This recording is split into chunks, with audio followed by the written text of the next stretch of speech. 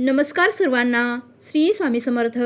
आज आपण पाहणार आहोत वटपौर्णिमा 2026 निमित्त ओटी कशी भरावी, कोणते साहित्य लागते आणि कोणते नियम पाळावेत।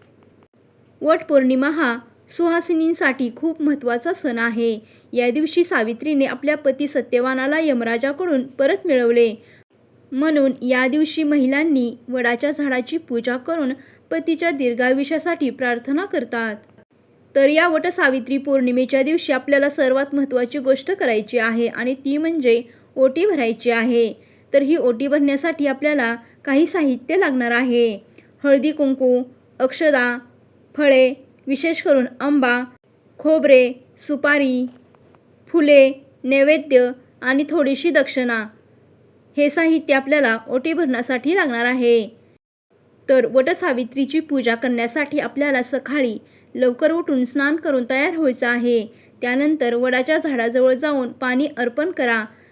त्यानंतर हळदी कुंकू लावून फुले अर्पण करा आणि दोरा गुंडाळून 7 फेऱ्या मारा। मनात आपल्या पतीच्या दीर्घायुष्यासाठी प्रार्थना करा। आता सर्वात महत्त्वाचा भाग म्हणजे ओटी भरणे। समोरच्या सुहासिनीच्या साडीच्या ओटीत आपल्याला ही ओटी भरायची आहे। त्यासाठी आपल्याला हळदी कुंकू, अक्षदा, गहू, नारळ किंवा खोबरे या वस्तू आपल्याला ओटी भरण्यासाठी लागणार आहेत। सर्वात महत्त्वाचं म्हणजे ओटी ही आपल्याला तांदळाने नाही तर गव्हाने भरायची आहे। ओटी भरताना सौभाग्यवती भव असे म्हणायचे आहे आणि त्यांच्याकडून आशीर्वाद घ्यायचा आहे।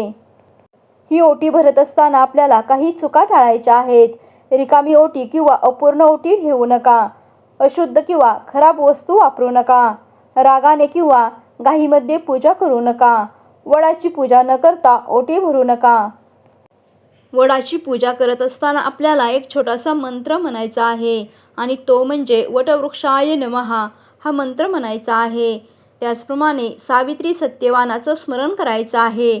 माझ्या पतीला दीर्घायुष्य लाभो अशी आपल्याला प्रार्थना करायची आहे। जर तुम्हाला हा व्हिडिओ आवडला असेल तर लाईक करा आणि अशाच धार्मिक माहितीसाठी चॅनेलला नक्की सबस्क्राईब करा। तुमच्या मैत्रिणींना आणि नातेवाईकांना व्हिडिओ नक्की शेअर करा। धन्यवाद। श्री स्वामी समर्थ।